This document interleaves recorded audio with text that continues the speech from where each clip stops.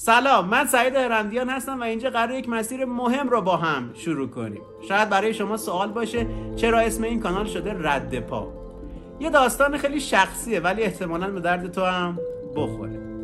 یادم میاد 12 سال پیش بود که تصمیم گرفتم موفق بشم.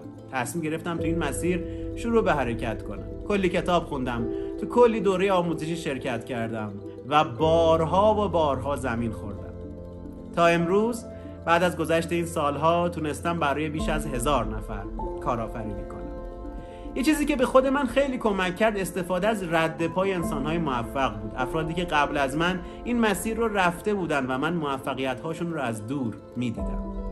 برای همین تصمیم گرفتم رد پا رو درست کنم و اینجا تجربیات خودم، زمین خوردن‌هام، موفقیت‌هام رو با شما به اشتراک بذارم. نه از بالا، نه از جایی که رسیدم، بلکه درست از وسط مسیر، جایی که ممکنه تو هم الان باشی.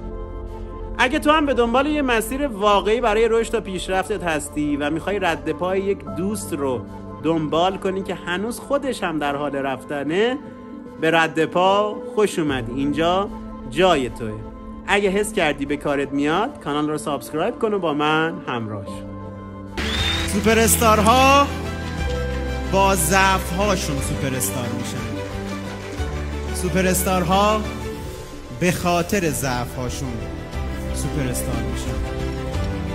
32 میلیون فروش سازمانی در سال 98 تبدیل شد به فروش سازمانی مثبت 5 میلیارد در سال 1403.